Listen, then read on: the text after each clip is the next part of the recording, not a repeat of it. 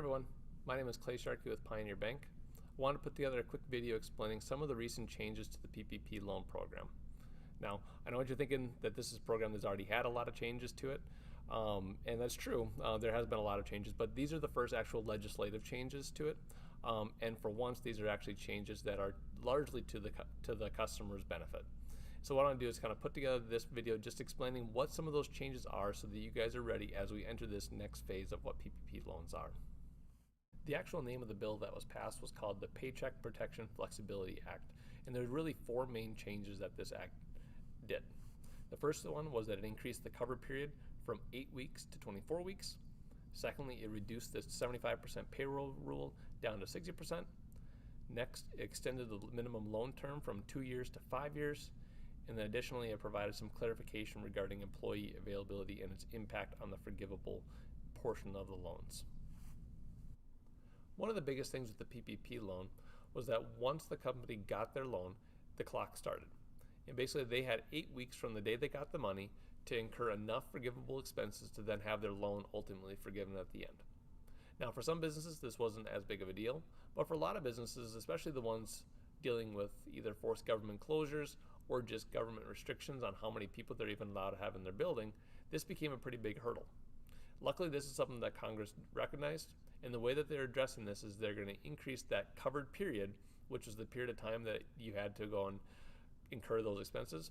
They're going to increase that from 8 weeks now to 24 weeks. And this is a really big change because if you think about it, whereas a company originally had 2 months to go and incur enough of these forgivable expenses to get the loan forgiven, now that company has almost 6 months of time to incur that same amount of forgivable expenses. And so we think that this is going to be the single largest impact of this change, and it's going to have a huge impact on the amount of loans that get either complete or nearly all of their loans forgiven. The next major change with the loan program actually even corrects something that's not even in the CARES Act to begin with. What it is that when PPP was originally rolled out, the Treasury and SBA came out with this, what was called the 75-25 rule. And what that rule did was said that any loan forgiveness, at least 75% of that loan forgiveness had to come from payroll-related costs, and only 25% could come from non-payroll costs.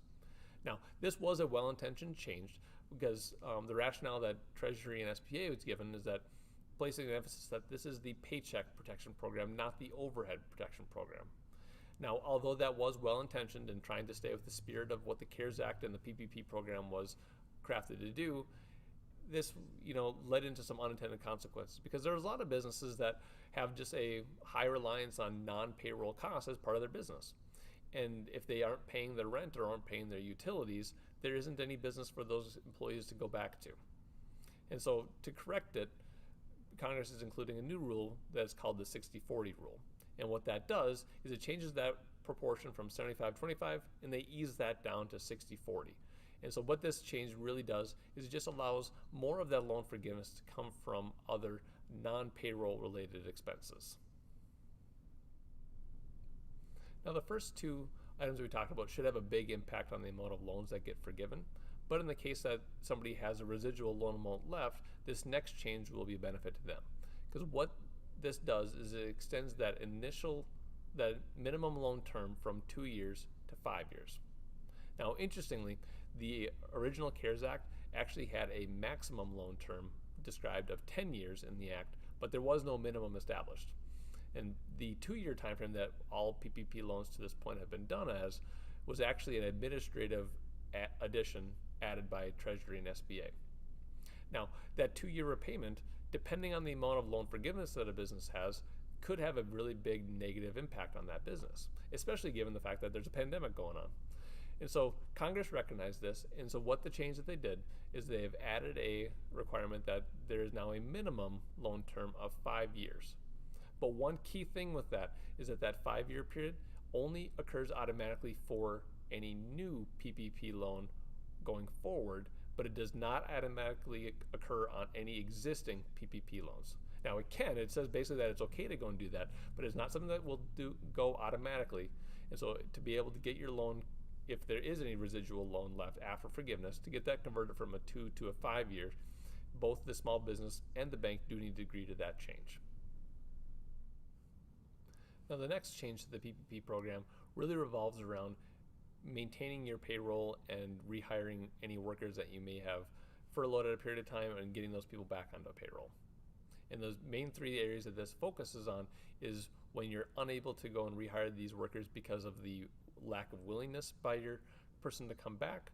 Next one is on your inability to hire somebody that is qualified position that is open.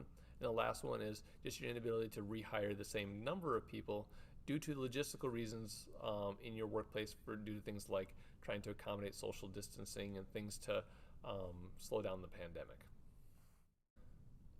The first change is the result of an unintended consequence of other stimulus programs. The most notable being the additional $600 per week unemployment benefits people will be receiving. When that's added on top of state unemployment benefits, some workers ended up actually getting a pay raise by going on unemployment. This benefit makes it more difficult for small businesses to meet the rehiring requirements to get back to previous employment levels. This bill clarifies that as long as the small business can show a good faith effort to rehire former employees, their forgiveness will not be penalized by their inability to bring back an employee because of an employee's unwillingness to do so. The second clarification is if the small business is unable to rehire a qualified person back. Basically, Congress acknowledges that some roles require special skills and abilities, and if you're unable to find individuals that meet these qualifications, as long as you can document it, your forgiveness will not be penalized. The last clarification revolves around businesses that, in order to comply with social distancing practices, are unable to physically accommodate the same workforce as before. In this situation as well, if that's the case, your forgiveness will not be penalized. Like I said, these changes are going to have a huge impact on the PPP loan program, especially for the amount of loans that are either fully forgiven or nearly fully forgiven because of these changes. An additional thing we want to go and point out is that this is specifically important for people that have received some of those very first PPP loans, because for them, they're going to be rapidly approaching the end of their 8-week period. So now they'll have the opportunity to go and extend that longer if they did not incur enough of the expenses during the first 8 weeks. With that being said, I did want to go and point out one additional thing, and that is that there is still PPP loan funds available for any business that has not received a PPP loan so far. Now, there is a little bit of a sense of urgency to this because the program does end at the end of June, but for us at Pioneer Bank, we've been able to help over 680 businesses get PPP loans, and we'd love to help as many other ones as we can between now and the end of the month. If you have any interest in learning more about that or getting a hold of us, please send us an email at ppploans@bankwithpioneer.com. I'd like to thank you guys for taking the time to watch this video. Stay safe and have a great rest of the day.